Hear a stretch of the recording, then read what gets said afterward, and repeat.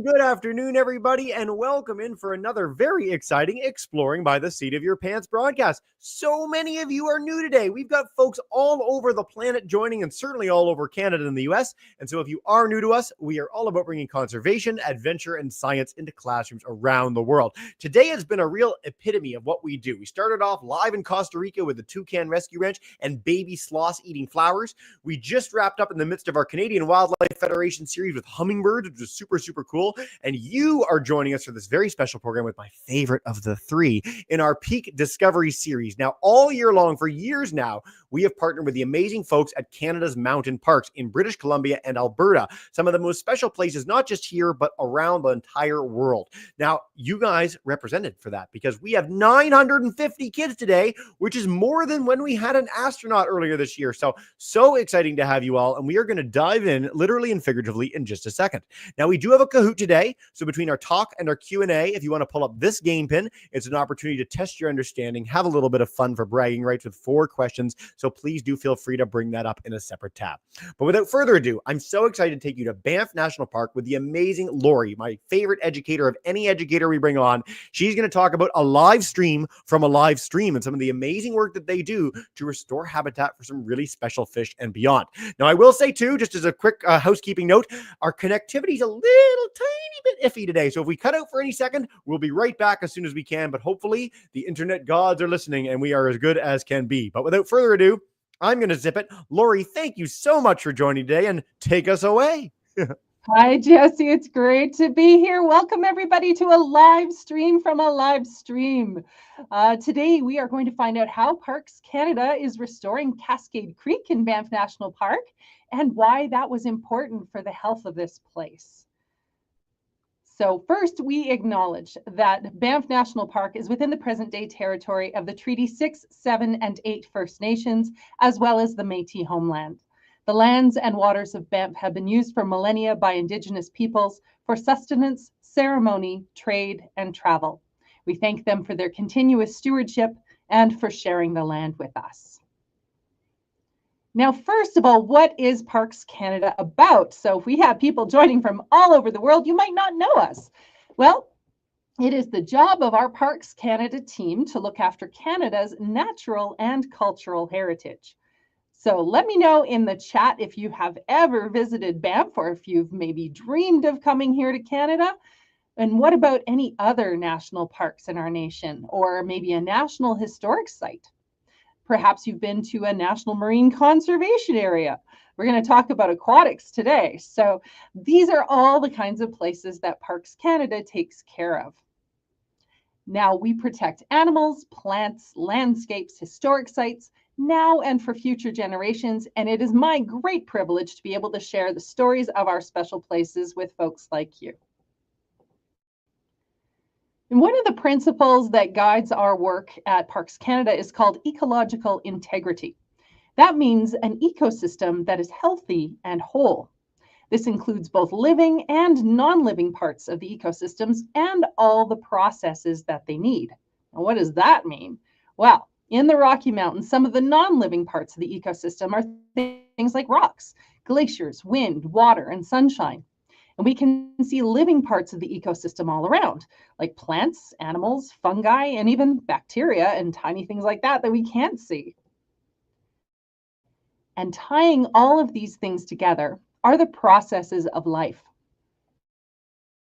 So by that, I mean birth, growth, reproduction, death, and decay, as well as the non-biological processes like seasons, avalanches, fires, and floods. So when everything is in its place and functioning in balance, we call that ecological integrity. And striving for this balance guides every decision that we make at Parks Canada.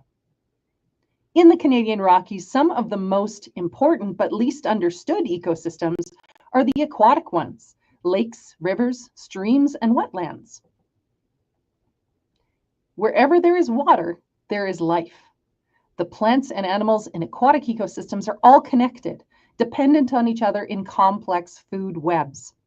For example, the sun feeds plants and algae that are eaten by bugs, that are eaten by fish, that are eaten by birds, and so on. So tell me in the chat, can you name any mammals that live in a marsh or stream? There Yeah, you might see some hints there on the screen. Yeah, we got beaver, we've got muskrat, we've got raccoon. Okay, I don't maybe I think of raccoons as a city animal, but I like where your head's at. Lori, these are some good options to start. We got moose in the top left there. Very cool. Oh, yeah. Excellent. Well, here's a clue here. One of them is the symbol of Parks Canada. It's the beaver. There we go. Excellent job, everybody. Now, Parks Canada protects aquatic ecosystems, and if they've been damaged, we work to restore them. And today I'm going to tell you about one of those projects. It is the story of a river, or rather, what used to be a river. The river's name was the Cascade. It started as melting snow and rain collecting in trickles high up in the mountains, and it grew in size as other streams joined it. This is the course of the old Cascade River, drawn in blue. It used to run alongside the old corner of Lake Minnewanka, past the mining towns of Bankhead and Anthracite, all the way to the Bow River. Now, Lake Minnewanka was a place that was popular with tourists, and from the very start, people wanted to make changes. A small town grew up along the lakeshore where people enjoyed boating and fishing. These waters teemed with fish, like the bull trout and the West Slope cutthroat trout. Trout were caught here in huge numbers, but people also wanted more varieties of fish to catch. So they released types of fish that were not native to the Rockies into Banff's waters, species like the brook trout and the rainbow trout. And these new types of fish began to multiply and actually outcompete the native species like West Slope cutthroat trout and bull trout for living space and food. And new challenges were also on the way for the native trout. By 1912, electricity was becoming important to the growing community of Banff, so a small dam was built on the river to run a power station downstream. But the demand for electricity kept increasing.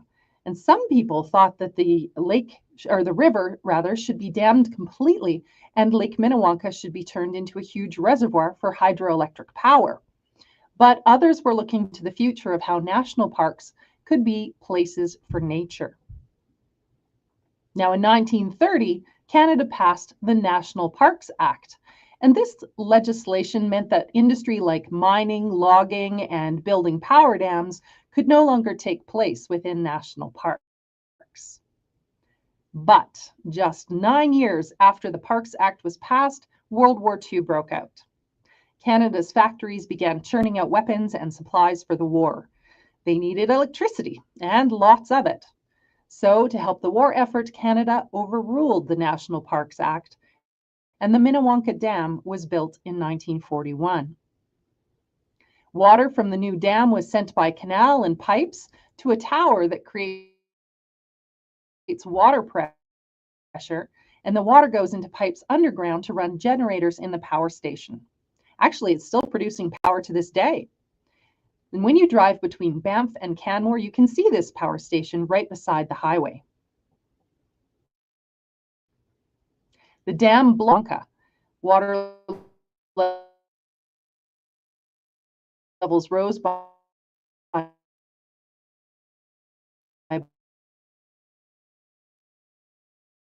about 30 meters or 9 of the lake as we know it today.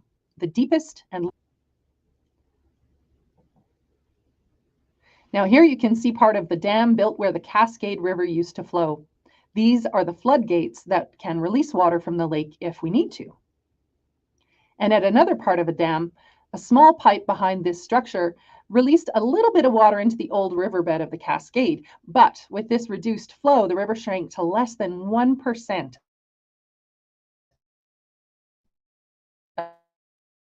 of its original size. This all seeped into the gravelly ground, and good fish habitat was completely gone. So a river that had once looked like this soon became like this. Now, this is the old riverbed of the Cascade beside the Trans-Canada Highway and the Legacy Trail. Definitely no fish there. Where there was still some water in the creek bed, it began to clog up with silt and sediment. There was no fast water to wash it away, so mud and silt filled the gravel beds that some of the native trout needed to lay their eggs in. And some of the non-native fish were able to survive, but the cutthroat and the bull trout disappeared from the Cascade entirely. And this was the way that it stayed for many years. By the 1990s, though, people's attitudes about parks had begun to change, and more Parks Canada wanted to restore these damaged habitats, and we began thinking about how we might bring back the Cascade as a creek. So it might never be the river that it once was, but it could still be a healthy place where native trout could live again. And that was how the restoration of Cascade Creek began. And I've got a special guest here to tell us about it. Her name is Helen Irwin, and she is the expert who has been overseeing this project.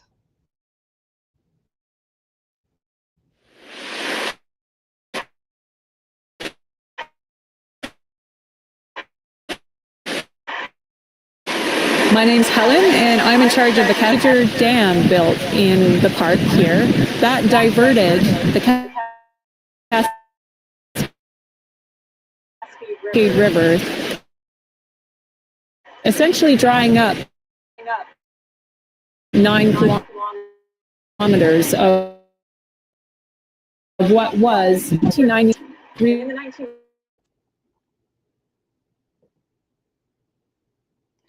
The restoration began in 2010. 70 years worth of sediment needed to be cleared away from the creek's gravel beds to create good fish habitat. And this was going to be an enormous job. In June of 2013, though, Mother Nature stepped in and something unexpected happened that moved the project forward dramatically.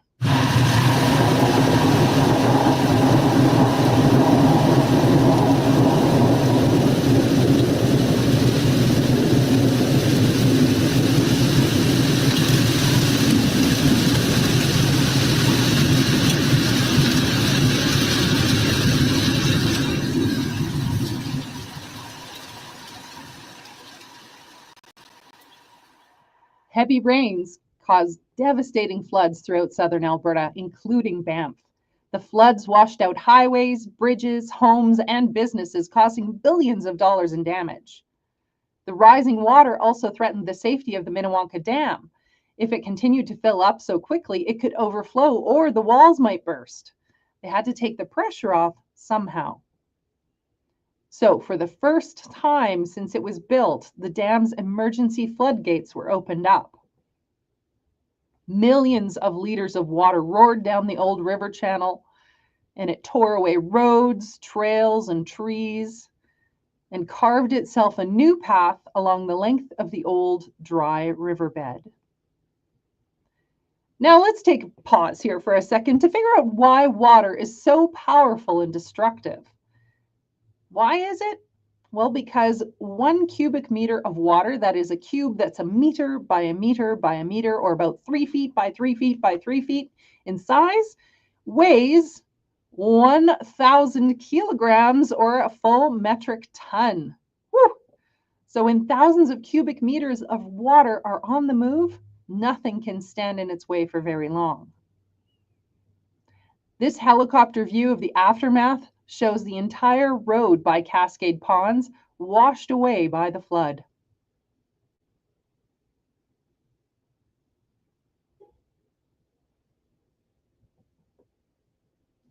And here's what that section of road looked like before the flood and after. These culverts had never been designed to handle such large amounts of water. But despite the destruction it caused, the water had a definite beneficial effect. You remember that 70 years of buildup of mud and silt and sediment clogging the creek that Parks Canada wanted to get rid of? Well, that was now gone, all washed away in just a couple of days. So that was actually a good thing for the restoration project. But one thing was not so good. Before the flood, the lower half of the creek had looked like this, but now with the force of the water, large sections of the riverbed had been scoured away and the edges heavily eroded. All that was left was a flat, rocky channel that was too wide for a small creek. If we just put water back into this ecosystem, it would be too shallow and warm for the fish to survive. Parks Canada realized that to get the fast, deep creek that the fish needed, we'd have to do a little construction. So experts were brought in to design and create a whole new creek in that riverbed, something that was made by humans, but that would mimic nature. They used heavy machinery to dig a new, more narrow channel out of the old riverbed so the water could run deeper. But building a creek is more than just digging a channel. Good fish habitat is made up of many different elements, all of them things that the crews would need to replicate. Using gravel and boulders, they began to create the kind of natural features that fish and insects need in a stream. Things like deep pools where the water moves slowly, and then faster, shallow sections called riffles. Riffles, that's a cool word, hey? All right, Helen is going to join us again to describe what riffles are and why they're important. So riffles and pools are habitat features in streams, and they provide the different types of habitat that fish need in order to meet all of their different life needs. So a riffle, as you can see, has really fast-flowing, shallow water, and you get that white foam happening. That's bubbles. So what's happening is a lot of air is being put into the stream, and where you have a lot of sunlight as well, so shallow water means the sun can penetrate, and that air, you get a lot of stuff growing in there, and that provides food for bugs, and the bugs in turn provide food for the fish. So they're like the feeding stations for the fish. And behind the riffle, you'll get a nice deep pool form, and that deep water provides cover for fish so that they can hide from predators and they can also rest. And that's why they're both really important.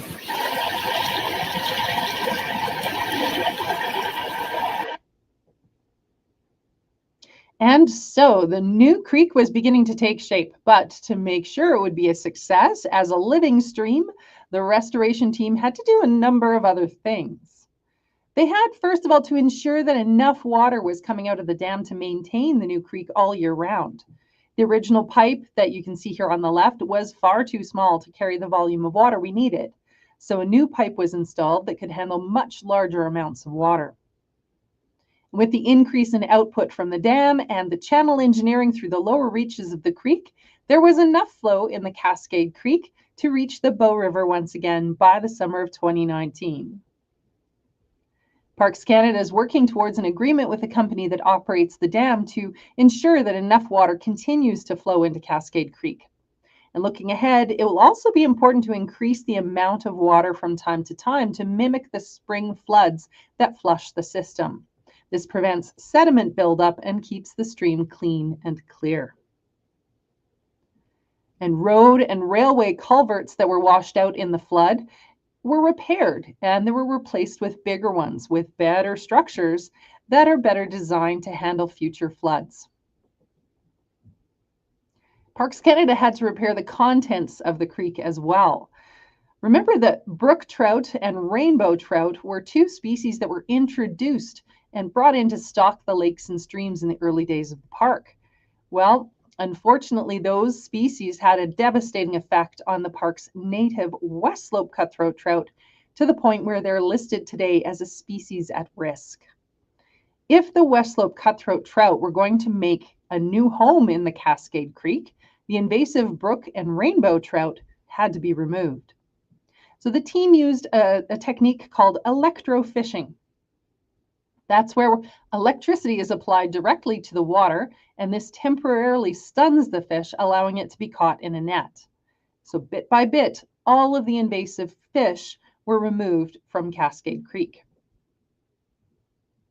Now, brook trout and rainbow trout are aggressive fish that compete with the native trout for food and living space. And in the case of the rainbow trout, there's another problem. They can actually interbreed with our West Slope cutthroat trout. When that happens, they produce a hybrid fish, one that isn't really one species or the other, but a combination of the two. And over time, this could lead to a lake or river completely populated by hybrids with no genetically pure West Slope cutthroat trout left. So it's very important that in this new Cascade Creek, that our West Slope cutthroat trout will have no interaction with rainbow or brook trout.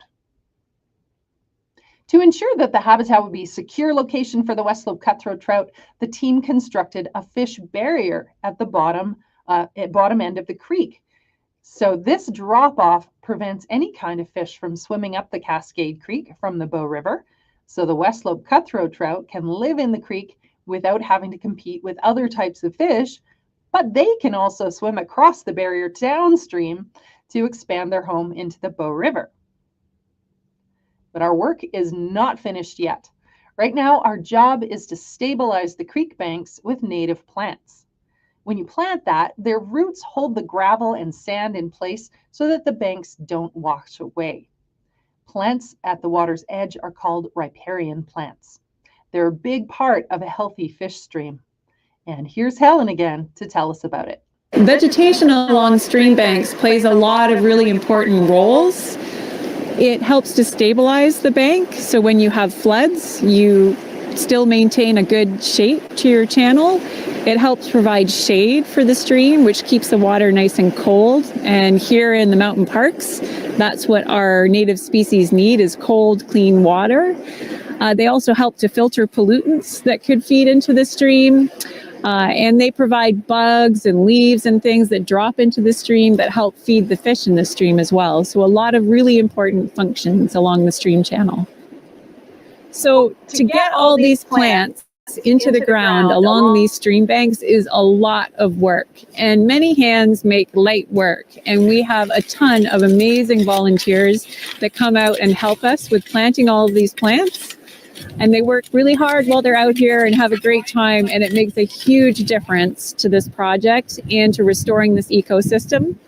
We've essentially accelerated the recovery of the vegetation along the stream banks by about 10 to 15 years.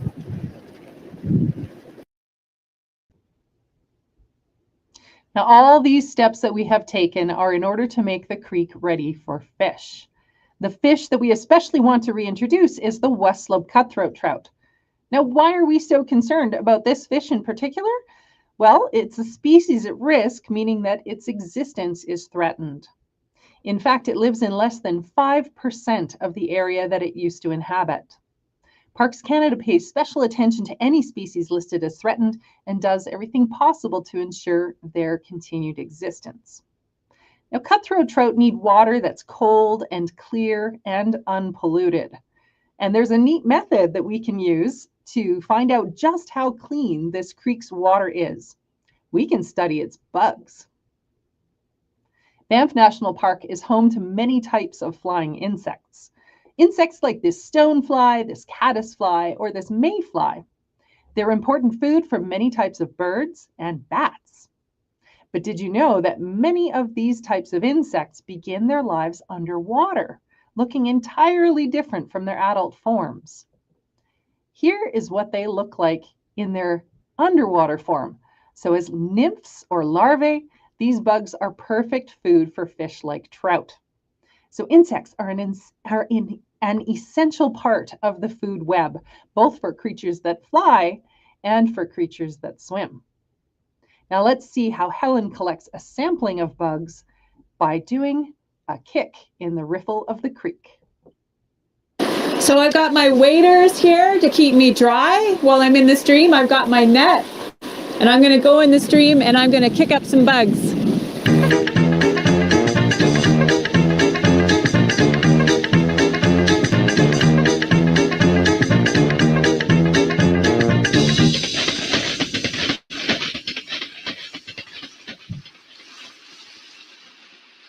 So we've done our kick in the stream, and we pulled out of the net all of the bugs that we found in our net. So these are all the bugs that are making their home in the stream.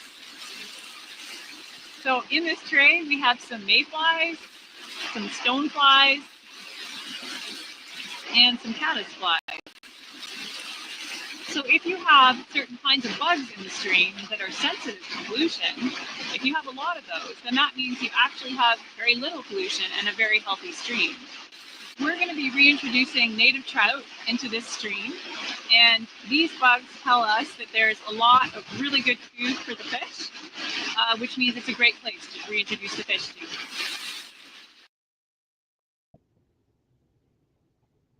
And speaking of reintroducing fish, we have some exciting news. In the summer of 2024, our team took some healthy West Slope cutthroat trout from Marvel Creek in Banff National Park. They collected eggs and milt from the mature fish by gently squeezing their bellies, and then the fish were returned to the creek after their brief adventure. The eggs were fertilized in a temperature-controlled aquarium, and we watched them as they developed.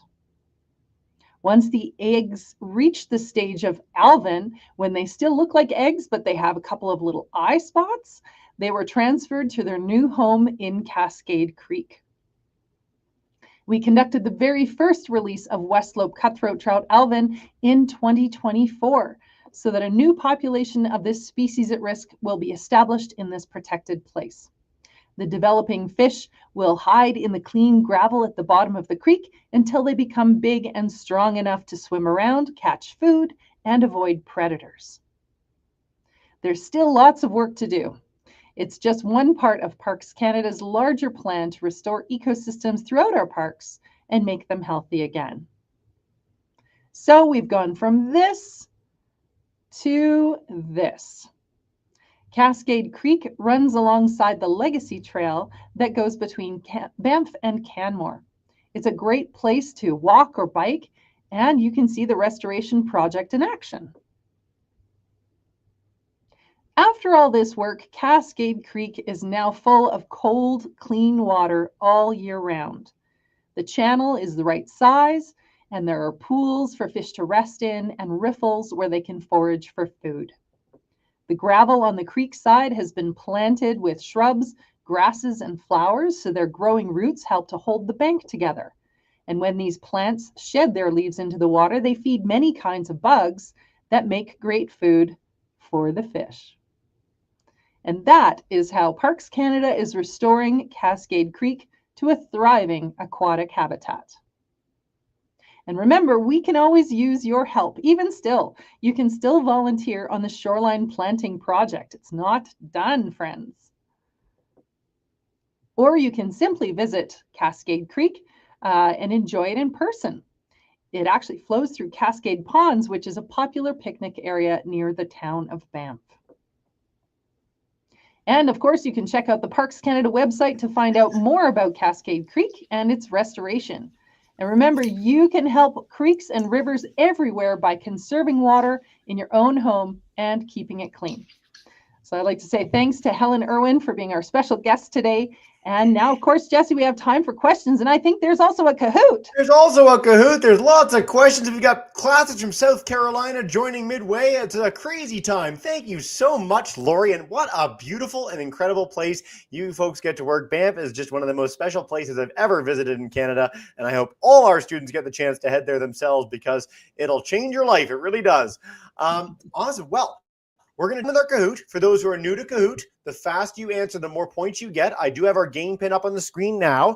And what you win for playing our Kahoot is Lori and I's everlasting respect. So no pressure at all. I know, yeah, it's coming. See who is paying attention. Have a little bit of fun. And if you don't want to pull up the game pin, that's fine. You can always just yell out the answer in your class as well. But we are going to get underway in just a second, and then we're going to head to our Mr. B's class, our River Heights School, and all our friends on YouTube for a nice long Q&A. But we are going to get to this in just a second. Let me pull this up and get us started. All right.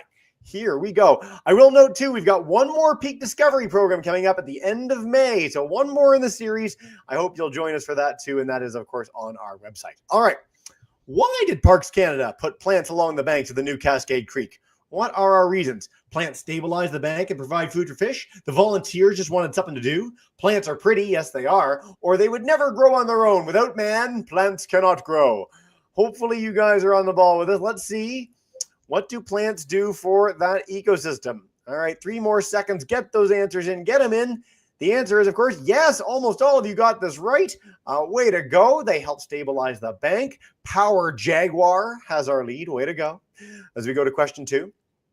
Lori, how is Parks Canada helping to save West Slope cutthroat trout in Banff National Park? And I want to say that I have really gotten good at saying West Slope cutthroat trout. It's hard to do. It is a tongue twister, no question.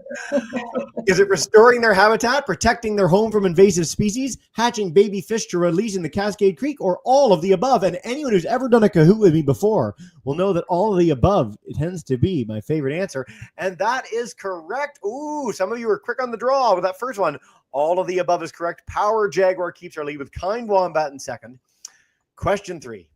What are baby fish called before they develop tails and fins? And this is an adult fish. Be listening closely for this one. Yeah. Yeah. Is it Bob? Is it Alvin? Is it Steve or Dave? I wish all baby fish were called Bob. They should be. Really, they just bob around until they grow fins and tails. Where do I go? What do I do? It'd be like if you, it's like if you had no legs, or like me, you had like a busted broken ankle and you couldn't go anywhere. And your life was, Alvin, most of you got this right. Way to go, everybody. Okay. What does that do to our leaderboard? Oh, Kind Wombat steals the lead. Let's see our final question. And then we're going to Mr. B's class for our first question. So this is a multi-select. So it's more than one right answer. What can you do to help fish and save aquatic ecosystems? Can you become an ecosystem scientist? Can you volunteer on a project like the Cascade Creek restoration? Can you conserve water and keep it clean? Or can you tell friends and family what you learned today? It's more than one. Might be all 4. Hint, hint, nudge, nudge. And we'll see what our answers are. Tripped you up a little bit, audience. Oh, yes, it is all 4 of these. These are all great ways. And the easiest, of course, is to tell your friends and family what you learned. I hope you'll all take the chance to do that. All right. 3rd, wise ferret. You are very wise. 2nd, Kind Wombat. You're wise too. And then number 1 for all the marbles, stealing the victory, is Power Jaguar comes back. Awesome. Yay. Well, if you are any of these folks, let us know who you are in the chat. We are going to do a nice Q&A now. So YouTubers, please share in the chat. We'd love to hear from you.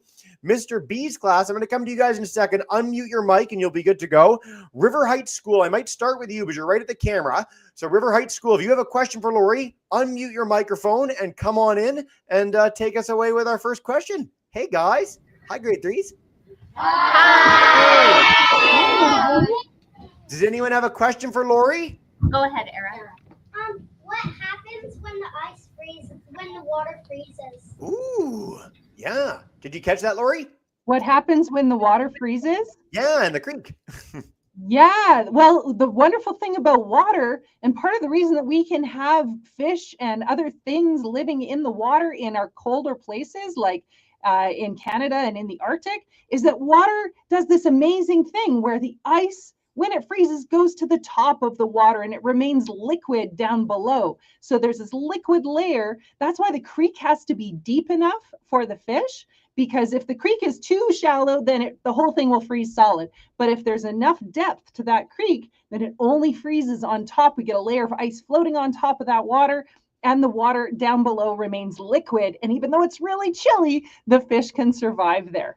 Yeah, I love that question. Thanks, guys. All right, Mr. B's class, they want to know what happens if it floods again. You showcase these really big impacts of the flood. If that happens, what's going to happen? Well, you know, we are seeing more and more extreme weather events. We can get really big rains. We can get big winds. There are all kinds of things. So what we do is we anticipate that these floods are going to get bigger and more powerful. And so we build the infrastructure that can withstand that. So when we rebuilt the road crossing, for example, over Cascade Creek, we built it a lot wider and stronger so it can take a lot bigger volume of water full time for the sake of the creek. And then, you know, in those cases where we get those big pulses of water in a flood. Yeah.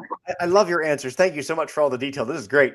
I want to say a quick shout out, Miss Agrell Smith's class. They were Power Jaguar. Way to go, guys. And our 4B ballers joining us in Charleston. I wish I was in Charleston every time you guys join. I just want to be there. They want to know, and they missed the beginning of the presentation. Have you had any resistance from the company or agency that owns the dam? No, we've had a really good relationship with the TransAlta, you know, the dam and then the power generating station. It's been a very productive relationship. Yeah, I love when we get this question. We've actually covered a lot of dam removal things in some of our programs recently. Yeah. So it's a really interesting topic when sort of corporate and park or conservation interests can potentially compete, but quite often people want some of the same things and it just requires a little bit of negotiation. So I'm really glad we got that question.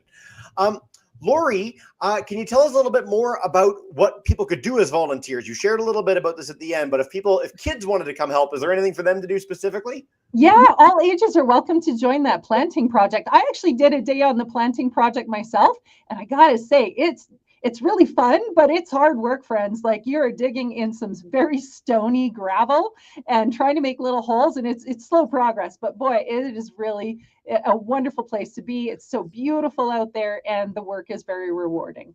It is. I've never volunteered. I'd love to. Maybe I'll get on the next plane and come on out west and see what we can do. Come on, yeah. We're going to head to our live classes again in a second. Mr. B, you can share in the chat. River Heights, I'll come to you. Lori, how does someone become you? What's the path to become an amazing educator and more at Parks Canada? Wow. Okay, well, I personally had an interesting path to this place.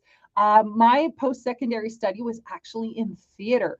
So you can come at it from a number of angles. You can study biology, you can study history, you can study communications. There's any number of ways that you can get your foot in the door. What I do is interpretation. And there's lots of great entry-level student jobs in interpretation that you can access every year. So if you're getting close to, the end of high school and you're thinking, well, what am I going to do between high school and college or university? Consider a student position with Parks Canada, because you can then step your way into an amazing position like this. With that experience and with further training, then you get to do cool stuff like this. Pretty cool. And I mean, not many people are as good as you, Lori, but I hope you take the chance to come and talk about cool stuff. It is the best gig in the world, I've got to say. Yeah, it marries my passion of being a nature nerd with my past training in communications and theater. So, bow down, you rock. Oh, I'm going to put a shout out though. A shameless plug for our next Exploring by the Seat event, which is the one that Jesse mentioned at the end of May. It's called Fish Wish You'd Swish. So if you're interested in the aquatics, it's our last peak discovery of the season. And it is going to be a complete departure, Jesse. It's a pirate puppet musical. Okay. Pirate puppet musical about aquatic invasive species. So you got to be there. I can't. Honestly, I've hosted 1,900 of these, and this is one of the ones that I've been most excited about from the moment I heard about it in my entire career. So I hope you'll join us. Time flies and you're having fun. We're going to take one more question from each of our live classes and then provide some cool resources. You know what? We'll head to our online first. Mr. B's class. Have you found different fish ages? Is the fish population coming back? Well, this is the fun thing is we released 18,000 alvin into the Cascade Creek last summer. So we haven't had a peek yet under the ice to see how they're doing. So that's going to be part of our work this summer, is we're going to see how those alvin are progressing, and they're growing into larger fish. They're starting to eat. They grow their fins and their tails, and they become little predatory fry and start to grow. So we're checking those out. And we're also going to do some more egg hatching and release more alvin into the creek next summer. Woohoo! Good for you guys. I want to stress for our audience that might not know, we've got quite a few Americans today, people from an international audience. Like, Parks Canada really is like the upper echelon of cool conservation and doing all sorts of really neat stuff. I really encourage you all, check out our YouTube channel, there it is. All our programs of them are on there, and there's so much to explore and discover about the diversity of things that they do. So I know I'm Canadian, very patriotic and very biased, but you guys really are the best. It's so fun to get to feature these stories every time. All right. Nice of you. Thank you. Lori, one more question to wrap us up, and I encourage again our classes, check out the Peak Discovery page. River Heights School, come on in to wrap us up with one final question. Hey guys. Yeah. Okay. How warm does the temperature have to be for the fish to live? How low does it have to be? Yeah, the species like the West Slope cutthroat trout and bull trout prefer really cold temperatures. So they like it between 2 degrees Celsius and 18 degrees Celsius. They like it more like between 8 to 10 degrees Celsius. That's their preferred temperature. That's where they do the best. I want to stress for a grade 3 class, that's a really astute question. A lot of adults, when they think of water and the oceans and lakes and rivers, they all assume it's the same and that fish can go between every little which way. And it's not true at all. The same way that you don't want to go out when it's like -40 out, you want to stay inside the nice cozy place. Fish and all sorts of other species feel the exact same way, and they tend to stay in pretty prescribed tiny temperature areas. So way to go. You might be our ecosystem scientist in the future. Well done. Lori, before we wrap up and say farewell to our friends, is there any last message you want to leave our classes with about your work before we bring them in to say thank you and farewell? Well, if I could tell you one thing, it's just pay attention to those aquatic ecosystems. They're the unsung heroes of our Earth. They recycle nutrients. They keep the water cycle going. They create all those amazing food webs and ecological connections. So pay more attention to your aquatic ecosystems and give them some love. No better message than that, Lori. Thank you so much for joining us. Your passion and expertise. Stick around for when we're done. But Mr. B's class, River Heights School, if you want to join me in saying a big thank you and farewell, we will say farewell for now. Bye, guys. Bye. Have a wonderful day.